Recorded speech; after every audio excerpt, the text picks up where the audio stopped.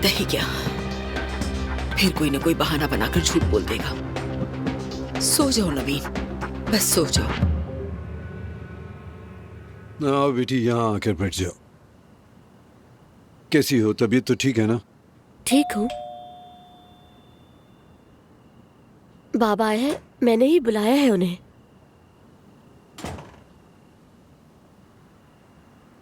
अस्सलाम वालेकुम। इस वक्त आने के लिए माजरत चाहता हूँ मैं आपसे बहराम साहब।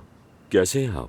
वालेकुम अस्सलाम अब्बास साहब, आपकी आमद हमारे लिए एहसास है। आइए तशरीफ रखें, बैठें, बैठकर बात शुक्रिया। आओ बेटा,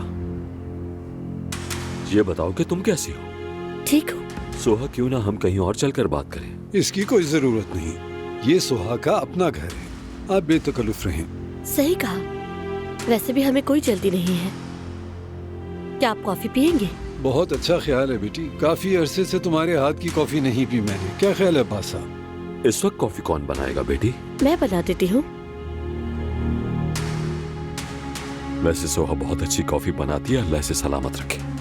आपका पोता नहीं नजर आ रहा, शायद सो रहा होगा बहराम साहब। आप तो जानते हैं कि फातिह बहुत ही चुलबुला बच्चा है, थक जाता है तो जल्दी सो जाता है, और कभी तो ऐसा होता है कि उसकी माँ भी उसके साथ सो जाती है।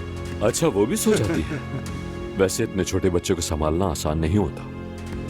अब्बास साहब, मैं जानना चाहता हूँ कि इतनी रात गए आने की क्या वजह है? सब खैरियत है? कोई सीरियस बात तो नहीं? यानी बात यह है कि जब बच्चे साथ रहते हैं तो एहसास नहीं होता, लेकिन जब अलग हो जाते हैं तो बहुत कमी महसूस होती है। मैं बस बहाने से बेटी से मिलने आया था। जानान साहिबा। अस्सलाम वालेकुम। वालेकुम अस्सलाम जानान साहिबा। उम्मीद है खैरियत से होंगे इंशाल्लाह। फातिह सो गया है क्या? जी सो गया बाबा। इतनी रात गए आप सबको जहमत दी, उसके लिए माजरत चाहता हूँ मैं। कोई मसला नहीं। अब्बास साहब, बार बार बोल के शर्मिंदा ना करें।